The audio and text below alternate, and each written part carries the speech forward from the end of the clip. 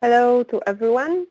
Welcome to today's live broadcast, EM and Brainbow Segmentation and Mitosis Dynamics, Imaris XT. This lecture is the first one in the short series of the webinars called Off the Beaten Track in Image Analysis. Has left the conference. I'm Anna of Has joined the conference. And I will be your moderator for today's event. I would like to warmly welcome both the members of Imaris user group community and the researchers who are not yet using our software in their everyday work. For those of you who have not heard of us before, I will start with a very short presentation of Imaris and then explain to all of you the Off the Beaten Track in Image Analysis webinar concept. So Imaris is a complex microscopy software which has been on the cutting edge of 3D and 4D image analysis for 24 years now, providing researchers with ready-to-use solutions for the microscopy dataset analysis. Imaris integrates three major parts. One of them is Imaris Arena, which integrates experiment management, batch processing, and result integration platform, which means that you can organize all your experiments inside the software, integrate the results of analysis of multiple images and analyze multiple images with the same protocol. Then in the surface view, you can, which is the main analytical model of Imaris, including all its features, you can do automated or semi-manual image segmentation, which enables creating a data model and getting quantitative information from the 3D or 3D plus time image. We have several sophisticated analytical modules for image segmentation, and you can also trace neurons to get their quantitative information about the neurons or visualize complex network even in the dense populations. For time-lapse images, you can automatically detect and track objects over the time series, and you can give, software gives the object trajectory, can calculate some measurements for movement like speed, acceleration, displacement, or finally create a cell lineage which depicts the cell origin and cell fate. Then the last part of Imaris is called Vantage, and it's an analytical module where the user can further explore relationships found in the data by creating interactive plots with user-defined axes. This can be used for comparing experimental groups, looking for exploring dataset relationships inside one dataset, or looking for outliers. But we know that even providing such a complex image analyzing platform, we realize that the future of imaging calls for task-oriented modules developed by application scientists. Not all the applications can be provided as a ready-to-use solution. Thus, some years ago, we created Imaris XT, which facilitates communication between biologists and computer scientists by providing interfaces known to both parties. Visual data exploration interface inside Imaris, and the bridge to connect to MATLAB, Python, or Java to manipulate with the dataset. Further, we started Imaris XT Developer Program, where we invite researchers who like to get off the beaten track with their image analysis approach and can expand the analytical power of Imaris with custom written code. In the Off the Beaten Track webinar series, we want to present their achievements, which might be of interest for other researchers too. In the series, we'll host two webinars of different topics. The first one today will be about electron microscopy and light microscopy segmentation, approach to do the Brainbow segmentation, and mitosis dynamics. The second webinar on the 16th of March will focus on biofilm analysis, advanced and additional filament analysis, and kiss and run application, which lets you measure the time of contact of two surfaces or two objects of interest. You can find all the information on our website created for the purpose, and this is www.bitplane.com and XT webinars. Now I would like to introduce you today's speakers. We'll have 3 speakers today. First speaker is Ilya Belevic from Helsinki, and he will present segmentation and visualization of multidimensional light and electron microscopy datasets. The second speaker will be Chu from Riken Institute, and his presentation will focus on dynamical parameters of growing microtubule during mitosis. He will present how they calculated growth angle, growth speed, and growth duration. The last presentation by Egor Zindi from Manchester will give you some insight into Brainbow segmentation. Egor will present first steps towards using Imaris for quantitative Brainbow image analysis. So now let me hand over to Ilya as the first speaker and start this exciting presentation. Thank you. Okay, good morning, everybody. My name is Ilya Belevic, and then today I will talk about software for image segmentation, and we'll show you how this software can be used together with Imaris. Okay, next slide. So, as you all probably quite well aware, the recent decade we witnessed quite significant improvement in multidimensional imaging in both light and electron microscopy.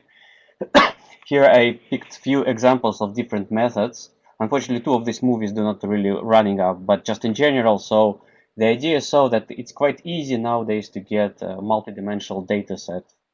And the amount of data that are actually within this data is quite significant. And the problem that we can't really have that good methods for extracting this valuable information from these data sets.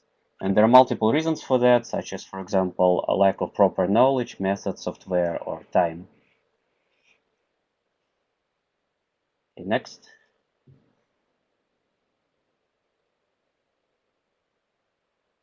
So in multidimensional microscopy, so in order to analyze data sets, we quite frequently segment the data or model it. So it means that we try to extract or highlight the objects of interest from the images and then visualize them later. For example, these are 3 cross sections of a cell from algae taken from the Baltic Sea. And in order to analyze the organelles that they have, we have to segment those. Next. So this is again the cross section that we see with segmented organelles. And in general, this information is needed for 2 purposes. From one side, it gives us idea about general 3D organization of that object, and also next. And also it allows us to quantify these objects of interest. For example, we can measure their properties such as volume, size distribution, and number. Okay, next. Unfortunately, the segmentation is it's the various kind of time-consuming part. It's the most time-consuming part of the imaging workflow, and it may take, sorry, up to months in order to segment data set. Next. And in any improvement in this step is would be really beneficial for everybody. So what we try to do, we're developing a software package which is called Microscopy Image Browser. This is MATLAB-based, open source, free software that can be used together with Imaris and that can be used to segment multidimensional data sets. Originally, it was designed for electron microscopy, but it can be also used for light microscopy as well. Next.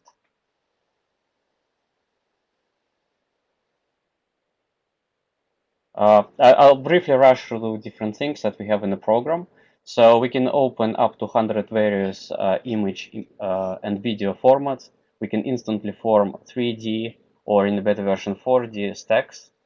And we can do various image processing things with the open data. For example here shows the stitching of the three 3D data sets together in one single data set. And then the result could be exported in various file formats.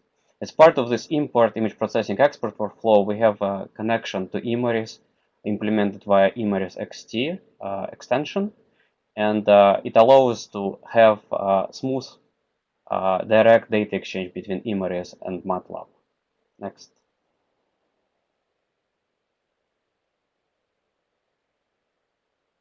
So there are various, unfortunately, the biological objects, they vary quite greatly in their shape, size, and there is no unique segmentation tool available would allow you to segment those objects.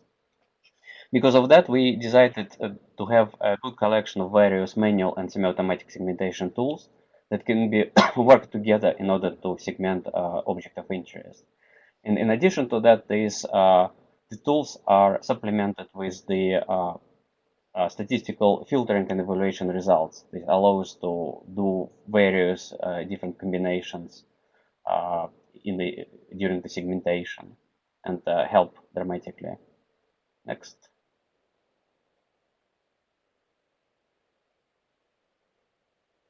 The segmented objects can be further analyzed, so we can extract all various parameters of the objects, and then they can also be visualized.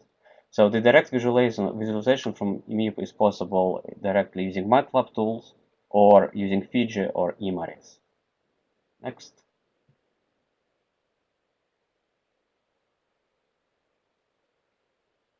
Okay, so now I'll just show how this works. So this is the user interface of Microscopy image browser. To start it in MATLAB, you basically have to type im_browser. So the program has a menu with different tools.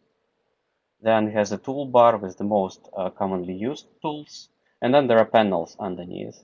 So for example, the top panel here is the path panel that allows to select the directory and folder where you want to work. And the list of files that you have in this directory is shown in this directory contents panel. Of course, you can do navigation inside this panel as well by just double-clicking on this directory name.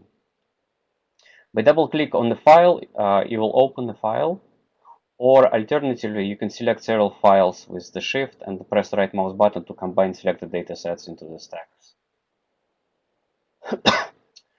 The dataset which is shown here is a dataset from Trypanosoma brucei, a parasite that causing sleeping sickness, and it was already segmented. So what I will do first, I will load the model that I was segmented earlier, and inside this model, I have segmented 3 organelles. In green, mitochondria, in yellow, endoplasmic reticulum, and in the vermilion, it's the lipid droplets. So the first thing which we can do, we can try to go to Imaris and visualize this. For this, we go to model, render model as Imaris surface.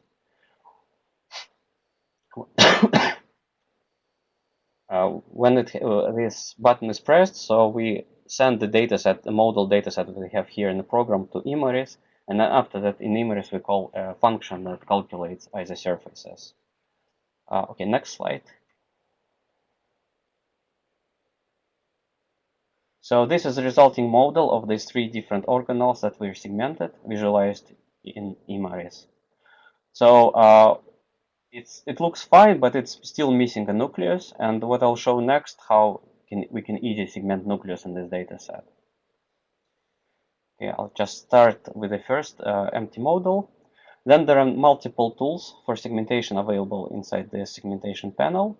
And I'll just briefly show the brush tool. So this is basically the most kind of valuable tool for most segmentation steps. Of course, you can use it in the manual, but it also supports for many automatic segmentation things. And we try to make it as flexible as possible. For example, holding the control key turns brush into eraser, so you can easily erase wrongly drawn areas. In addition to that, it also has some few tweaks. For example, there is a eraser magnifier. When you press it, it actually increases the size of a eraser by the provided factor, and it allows you to erase the line basically using 1 stroke instead of 3, which in turn long run helps a lot. Then we also implemented the clustering algorithms within the brush. So there are two algorithms. One is based on the watershed and another one on slick superpixels.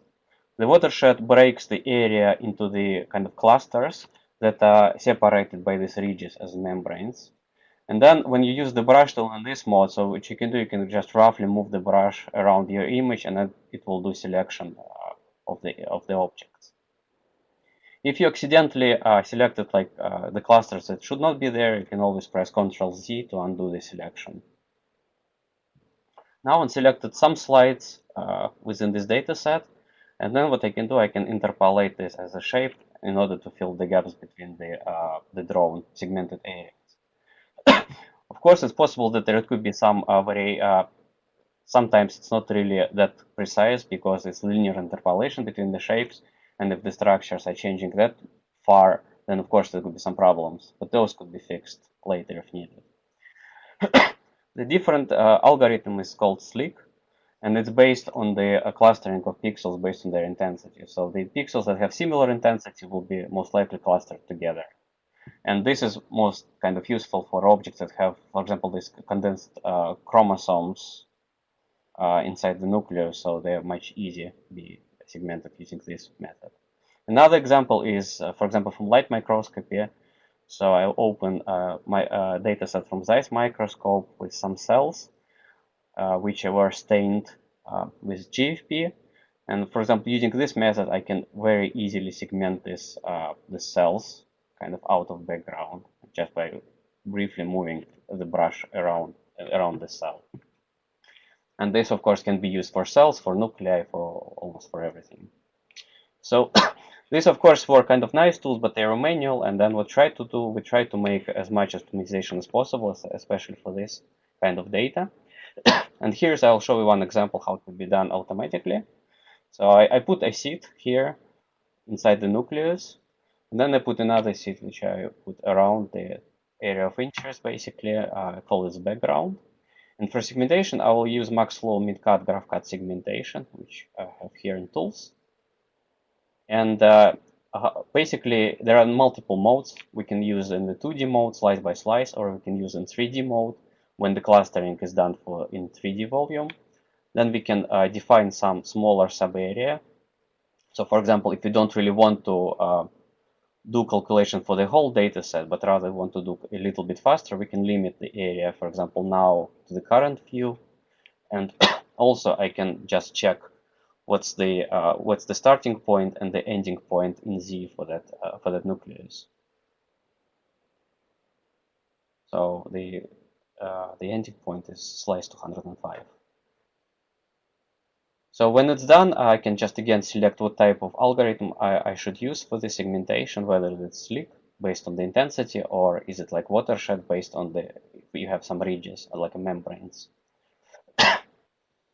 So here I press this superpixels button in order to calculate the superpixels and then preview to see how they look like.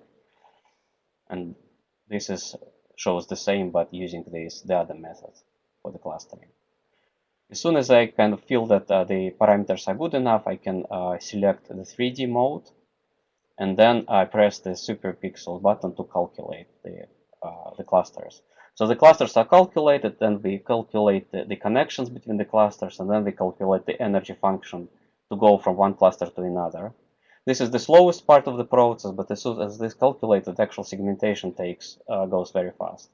And the result can be exported and imported, so you don't really have to calculate it every time you work with this particular data set. So this is the result of the segmentation, not yet segmentation, but this clustering, the first part. So the green lines show the boundaries for the clusters. Then I select the materials for background and material for the seeds.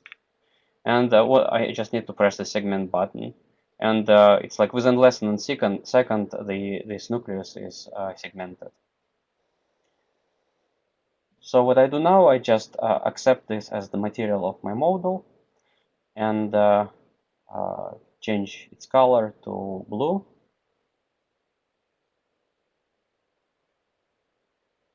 And now I can render this model with Imaris. But first, I'll delete the other material that I have in the model.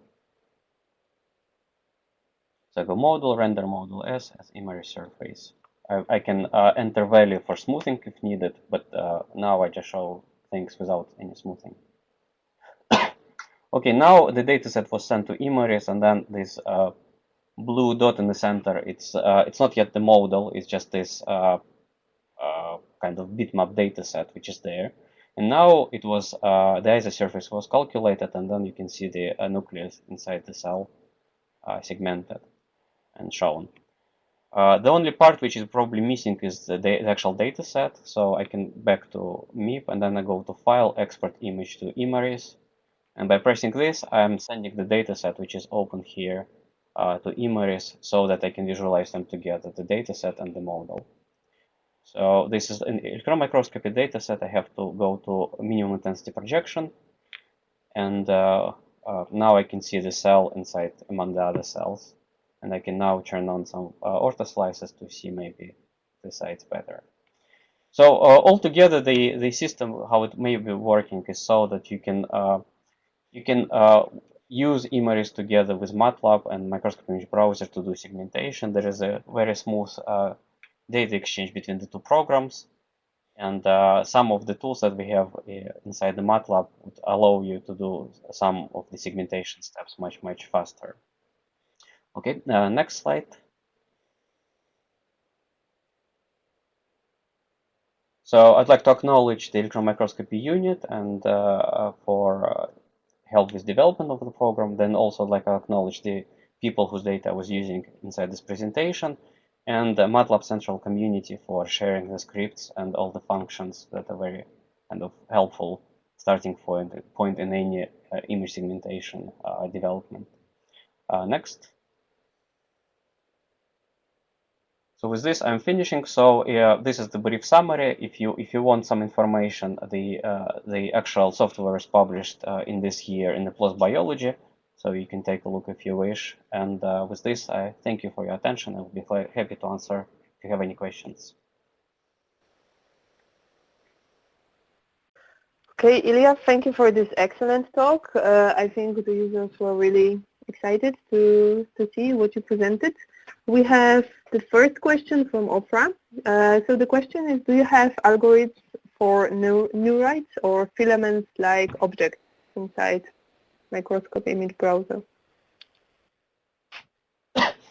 Well, it depends basically it depends what you want to get, because in many cases you can get this using the same how I was segmenting this nucleus. You can in general segment the filaments the similar way, assuming that they have kind of similar intensity through, for example, like the stained new filaments. Then you can use them. You can use the slick mode. And then basically by placing seeds inside of the dataset, you can actually propagate this and segment the filaments. The thing is that what you will get the model, which is kind of, there are basically two types of models. Some of the models, they are like made of like a bitmap in terms of like a data. It's like an image. And another models is like vertices and contours. So sometimes this filament tracing, it's actually about something you are interested to create kind of skeleton model, and you can't do the skeleton models in MIP, so you can get this kind of bitmap models.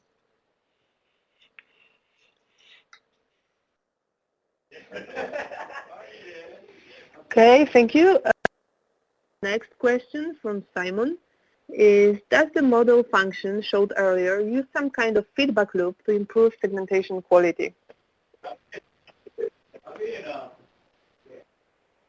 Well, the feedback loop is no, there is no any feedback loop.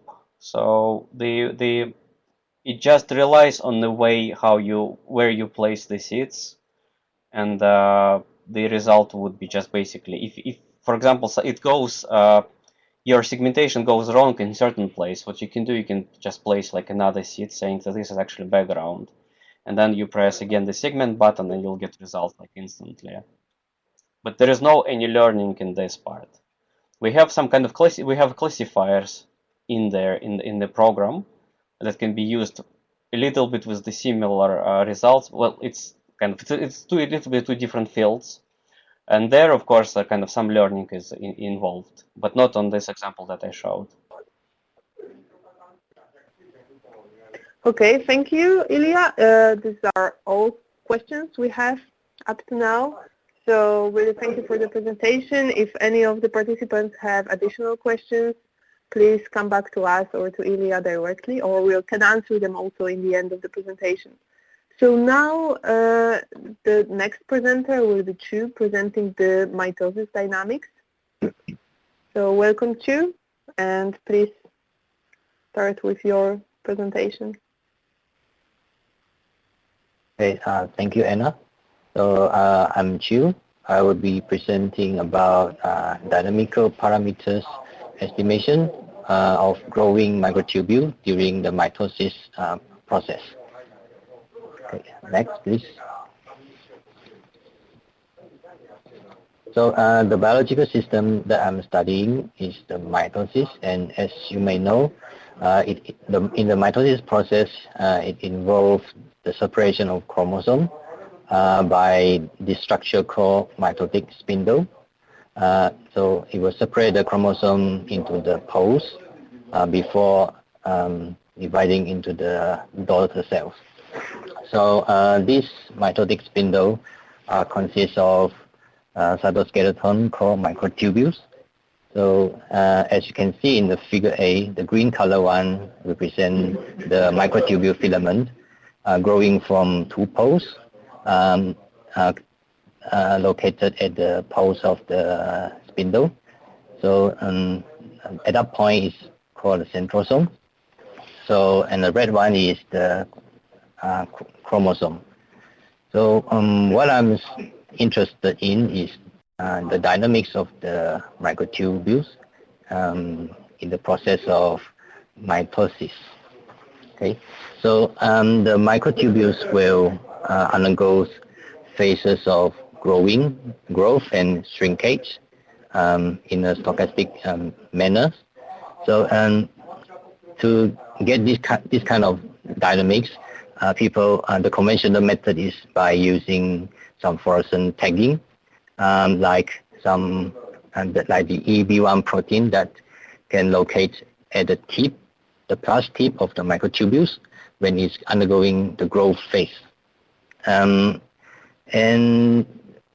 using some confocal imaging techniques, one can observe the dynamics of the microtubule plus tip in the 2D manner. So you can do particle trackings of the plus tip in this manner. But the problem of the confocal imaging is at the center of the spindle you have a very densely populated microtubules. So it make it a bit difficult to track the individual microtubule plus tips. So to overcome this, there's some group they've developed a novel technique. It's called lattice light sheet imaging. So with this imaging technique, it's possible to visualize the growing plus tip of microtubule in a greater resolution, even in the middle of the spindle. So as shown in the figure C, the green dots represent the microtubule plus tip. Next, please.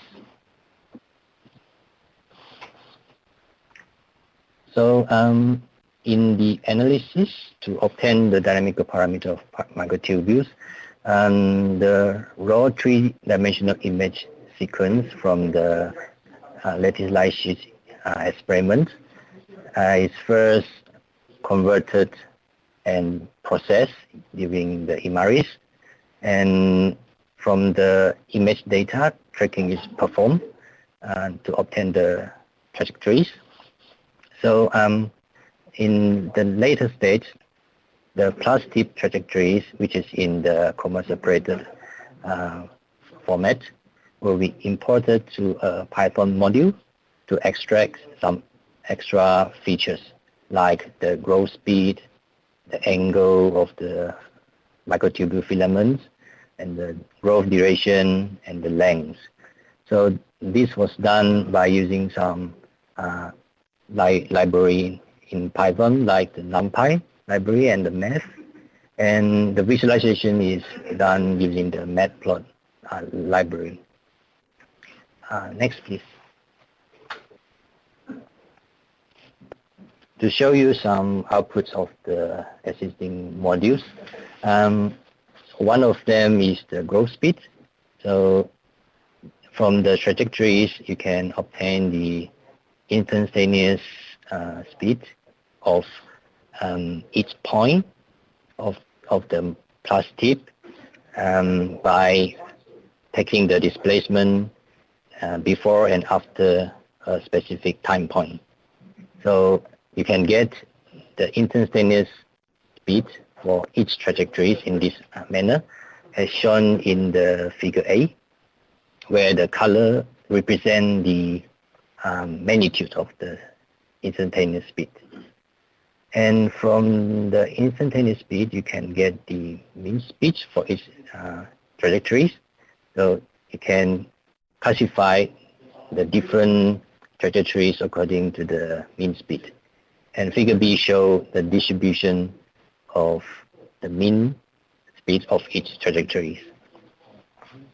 And the user can also select specific trajectories within a certain mean speed range, like as shown in the figure C and D, where the trajectory within the speed range of 0.2 and 0.4 micrometer per second are shown in the cyan color.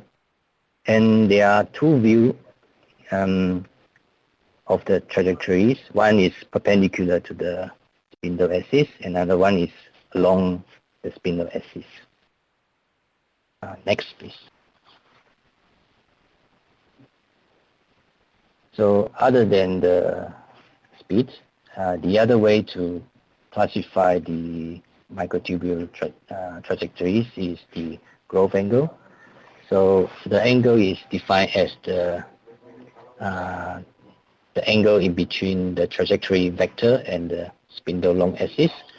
So the trajectory vector is the trajectory that is growing outward from one of the centrosome.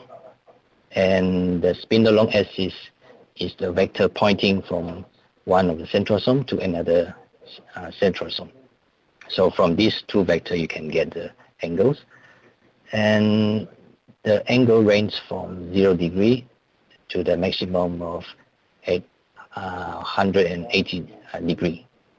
So to illustrate that, what's shown in figure C is the trajectory having the growth angle in between 0 and 90 degree.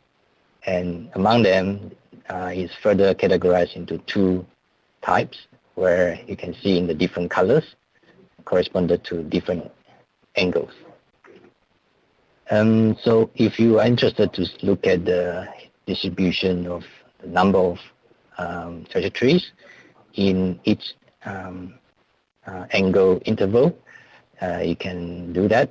You can have that in the, like in the figure B, showing the histogram of the distribution of trajectories with the angles. Next, please. So the other parameter that characterize the microtubule plus tip is the duration and the growth length. So of course you can be specific of the in which region you want to obtain the duration and the length histogram. Like in this case, what you see in the figure A is the trajectories having the growth angle in between 0 to 90 degree. Sorry for the mistake there. And in figure B and C is the histogram of the duration and length corresponded to the selected trajectories. And of course, you can use other criteria like selecting the trajectories in certain regions using the current modules. Next, please. So that's the end of my presentation. I would like to thank BigPlan for the development license and the imaging processing research team and cellular dynamic analysis unit of weekend for the trajectory data. So the module is currently still under development. And so if you are working in the same field or analyzing similar system, please feel free to comment and give any suggestion. Okay, that's all for my presentation. Okay, thank you, Chu, for your presentation. I don't see questions coming in right now, but if any of the attendees have questions, please ask Chu. I have one question from my side. So when you were analyzing the data set, what's the average size of the Daiichi data set you're analyzing, and which modules you use the spot module for trajectories? What's the basic question is, what's the size of the data set? So the initial image is a 4-dimensional image. So that is quite heavy. But after the Imaris processing and tracking, you just have the trajectories data. So basically, it's just the positions at each particular time. So it's not very big. Okay. If the other question from my side is if you're planning in the end to do the extension with your tool for other users to repeat your results. I mean, after the publication and after the work is finished. Sorry, I didn't get your question. Okay, so if we are inside Imaris, we have analytical modules called extension, which you can run, where you can run Python or MATLAB code from Imaris. So are you planning to extend your analytical code into that direction later? Yeah. So okay. After having some modification to be more user-friendly, we plan to submit that in the extension in the future. Okay, thank you very much for your presentation. It was really nice and very good work from your side. And now let me invite the last speaker of today's presentation. And the last speaker would be Egor Zindi, who presents you the first steps towards Brainbow segmentation using Python modules and switching data between Python and Imaris. So Egor, you can start your presentation. Okay, guys, can you hear me okay? Yes, we can hear you very well. Excellent. So I'm sharing my screen. And this is my presentation. So I'm a senior experimental officer for bioimaging in the Wellcome Trust Center for Cell Matrix Research, which means that I have to help people with their image analysis problems, and it's a lot of different projects. And usually we use Imaris, but sorry, this is where Egor, can I interrupt you for a while? So could you speak up a bit, because the sound is low, if possible? Okay. Thank you.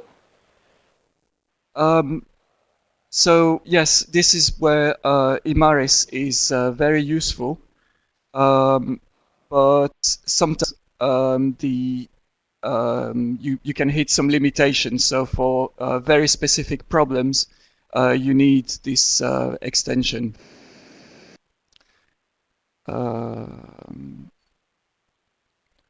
So I will show how I use Imaris with Python. and then I will speak about a particular problem, which is the Brainbow imaging. So recently, I've discovered a Jupyter notebook, which allows you to write code inside your web browser. So the web browser becomes your interface to Python, and I thought maybe if I write an extension, then I can connect Jupyter Notebook to Imaris. So this is my Python plugin. In Imaris, you would just launch Jupyter Notebook, and that opens a Jupyter session. So if you click on this link, that's what you see, and this is my presentation running. So then you have some shortcuts to actually hide some heavy computation instructions. So for here, if I load my XTI Python extension, then I can type commands, and that shows that I'm connected to Imaris and my version is 8.2. And auto reload is another very useful extension which monitors changes in your code, in your source code in the background, and then updates the code, so your live code, with the changes that you've made.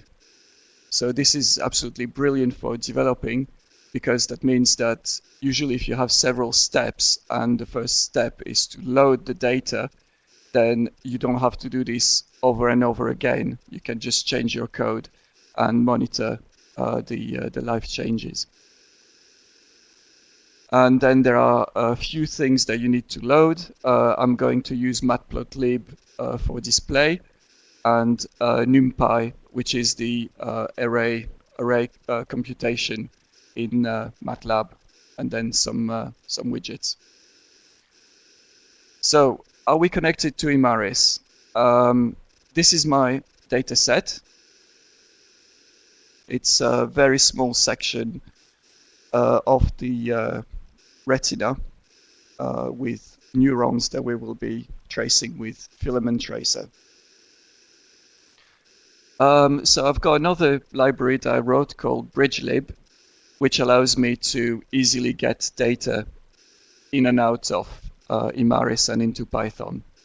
So we can check this bit of code, and it shows that the data set, so for the red channel, the data is very small. It's 512 by 512 by 26 slides.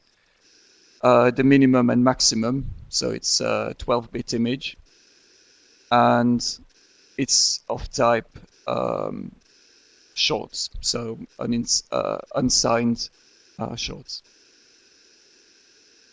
And if we want to do a max projection, we can do this in Python with these NumPy commands, and then display the result with matplotlib. So this is exactly the same data as I have here, but now it's in my Jupyter session. So Brainbow imaging. My background is more the image processing side, so I'll have some contact details at the end if you want to contact the group involved. But I think the main idea here is that we have a random expression of, for this, in this case, 3 fluorescent proteins, and this expression is both unique and constant for each cells. So the question is, can we use this ratio signature, if you want, to identify and isolate individual cells. And then the problem we're working on at the minute is, can we do this automatically? So here's a bit of testing. So first, I mean, I've got a couple of steps that I'm going to go through. Filtering the data is an important step, because you can see that the data, the image, is quite speckled in the green channel in this case. So we want to filter the image a bit, and I'm using a wavelet filter for this, used as a low-pass filter, basically. So I'm trying to get rid of the really high-frequency information, which is the speckled noise. So these are my plugins, but I wrote them in a way that I can also access them through the Jupyter session. So any of these plugins I can work on and check in changes in Imaris. So here is how I would call the module from Jupyter, but of course this is automatic when you just click on the menu item. And then I'll do a max projection as well of the filtered data, so we can do a side-by-side comparison. So there's a low threshold that is used to get rid of the low-intensity pixels, and I chose to display this as a percentage, because sometimes we acquire the images in 12-bit, sometimes we acquire in 16-bit. So I just want to check if there's a possible way to just set up a threshold that's a percentage of the whole range. So if I set quite a high one, so 20%, and that's now updating the data in Imaris. So if I get rid of my red, green, and blue and show the clean, so we've actually lost quite a lot of information here. If we were to trace the filaments now, we wouldn't be able to find anything, because the actual filaments are gone. So you need to set a much lower threshold.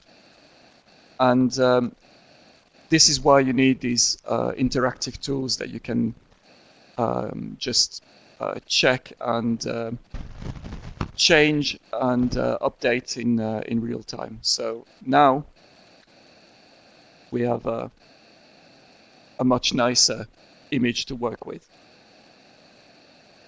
And then if I show this side by side, let me just make this a bit bigger. So you can see that the image is slightly filtered. So we got rid of some of the background noise, but we've retained the filaments. And the next step here is to do a conversion to the Scilab space. So instead of having RGB data, we now have a separation between color in XY, so that's my AB space, and then the lightness, which is the pixel intensity, which is in the Z-axis here. So if I just show you what the space looks like, so that's my AB space, and then I can change the lightness. Let me update the code. If it updates.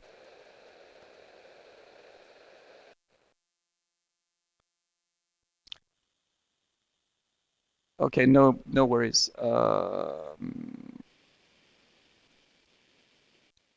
So here's the AB space. So you have blue to pink to blue to red in this axis. Sorry, blue to green, and then yellow and red. And the idea really was to be able to select color information that you can relate to your actual data set. So say if you want to extract the pink cell, then you would select the pink color, and it would update the graph with the pink color. And what we're trying to do is to really check whether, like I said, this ratio between red, green, and blue is constant across the whole cell, and whether you can use this to pull data, to pull whole cells from your data set. So briefly, I will show you. So that's the pink data. So here it's a manual selection. So if I just show you how this would work. So this is the histogram extension. I take a bit of time to load. Okay, it's asking which channel is red, green, and blue.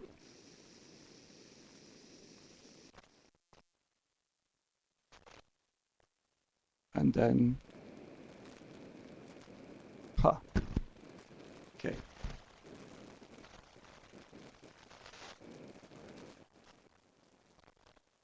Sorry about that. It was working this morning.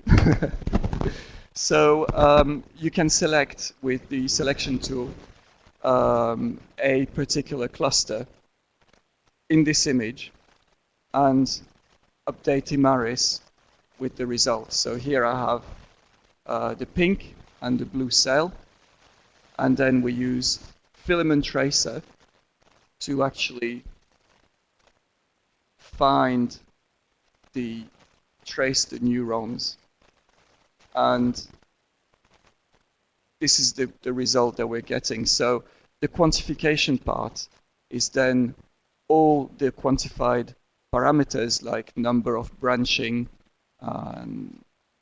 the area, the volume of the cells, etc., and the spatial location of these cells, so how they spatially relate to each other.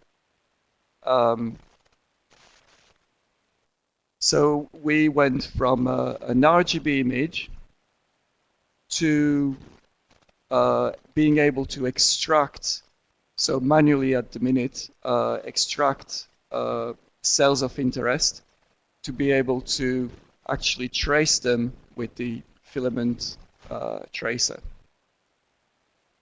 And at the moment, this is a very manual process, but we will try to get better filtering so that we get really nice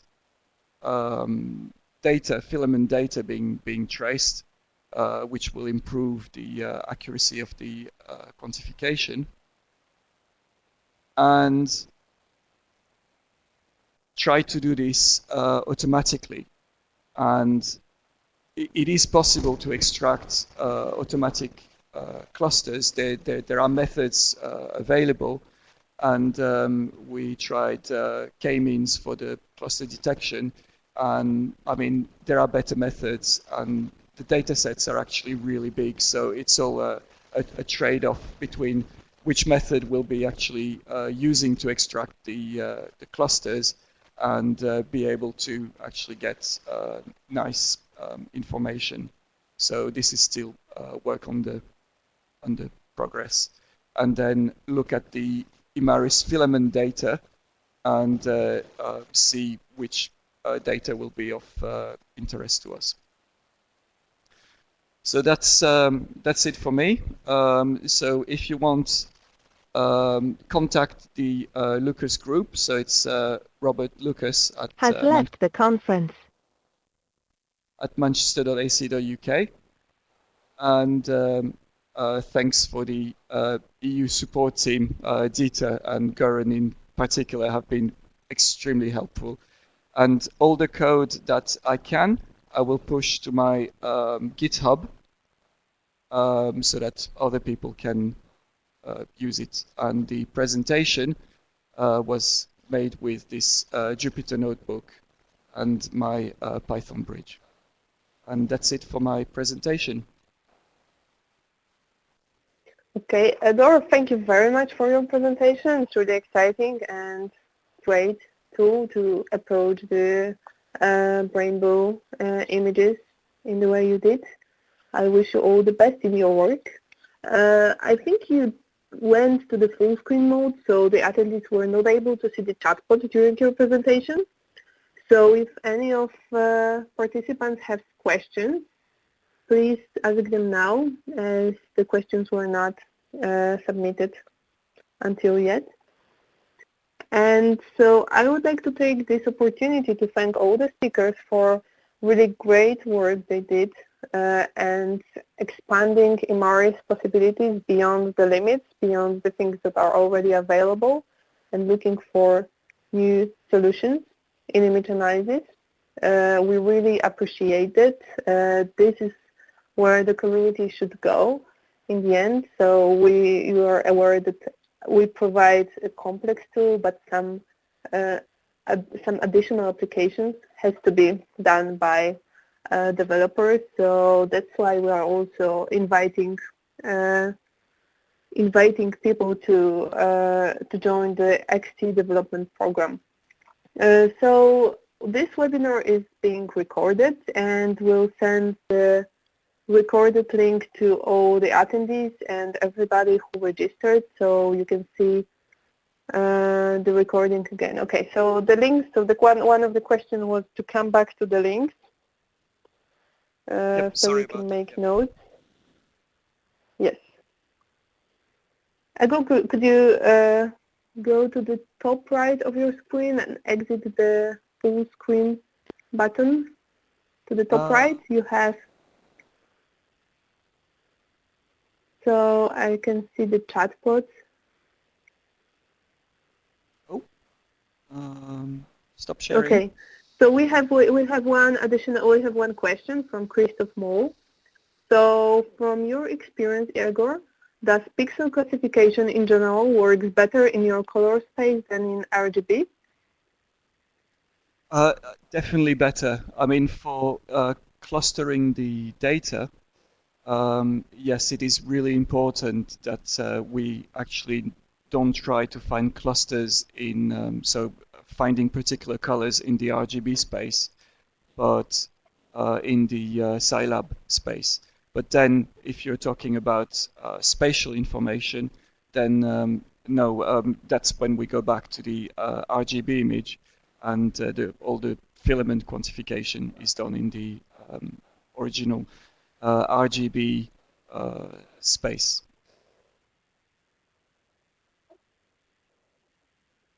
Okay, thank you.